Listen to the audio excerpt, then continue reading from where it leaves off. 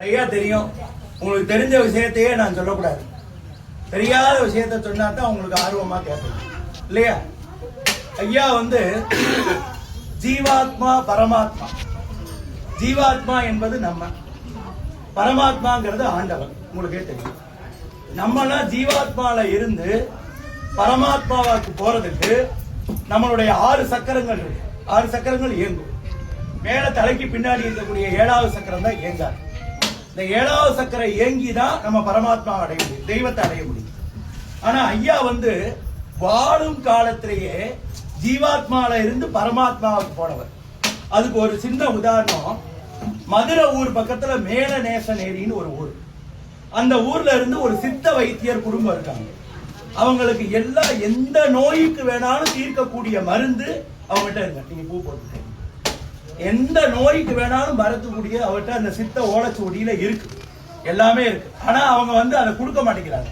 ஏன்னா மக்கள் துஷ்பிரயோகம் பண்ணிடுவாங்க, மக்கள் தப்பா பயன்படுத்திடுவாங்க அப்படிங்கிறதுக்காக அந்த மருத்துவத்தை வெளியிட மாட்டேங்கிறாங்க. ஆனா தேவரையா அவங்களை கூப்பிட்டு சொல்றாங்க, சித்தர் குடும்பத்தை, இந்த மருத்துவத்தை நீங்க வெளியிட்டீங்கன்னா எல்லா மக்களுக்கும் ரொம்ப உணர்வுபூர்வமா இருக்கும், எல்லாருக்கும் எல்லா நோயும் தீரும்னு சொல்றாரு. ஆனா அவங்க கேட்க மாட்டேங்கிறாங்க. ஏன்னா மருந்து அவங்க துஷ்பிரயோகம் பண்ணிடுவாங்க, சித்த மருத்துவத்துக்கு உண்டான மகிமை போயிடும். அப்ப இந்த தேவரையா என்ன சொல்றாருன்னா, நான் அடுத்த வாரம் மதுரையில மேடையில பேச போறேன்.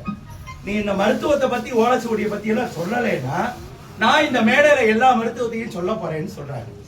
அவங்க சித்தர் குடும்பத்துல இருக்கிறவங்க சிரிச்சுட்டு, இந்த ஓலைச்சுவடிங்கிறது 5000 வருஷத்துக்கு முன்னாடி சித்தர் அந்த 18 சித்தர்கள் உருவாக்கினது.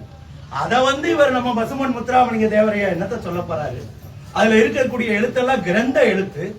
அது இவருக்கு எப்படி தெரியும்? இவர் என்ன சொல்ல போறாருன்னு சொல்லிட்டு அவங்க சிரிச்சுட்டு வெளியிடல. மதுரை மேடையில பேசிட்டு, இந்த மாதிரி மேலநேசநேரி குடும்பத்துல சித்தர் குடும்பத்துல இந்த மருந்தெல்லாம் இருக்குன்னு சொல்லி அந்த ஓலைச்சுவடியில என்னென்னலாம் இருக்கோ கிரந்த லிபி. கிரந்த லிபிங்கிறது வேற, சமஸ்கிருத லிபியோட கூட.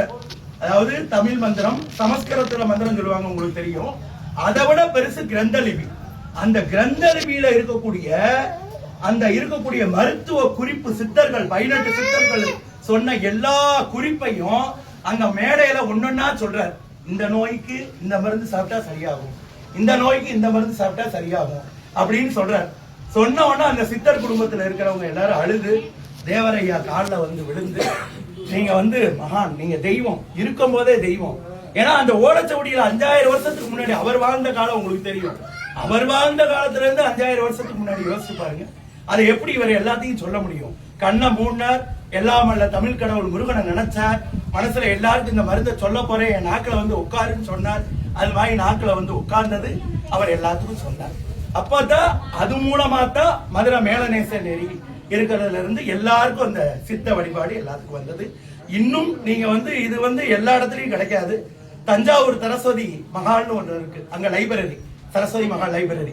அங்க போய் தேவரையாவை பத்தி படிச்சீங்கன்னா நமக்கு மறைக்கப்பட்ட நிறைய விஷயங்கள்லாம் தேவரையா வருது. அதனால எல்லா விஷயமே நீங்க சரஸ்வதி மகால்ல போய் பார்க்கலாம். தஞ்சாவூர் சரஸ்வதி மகால் லைப்ரரி தான், அது உங்களுக்கு தெரியும்.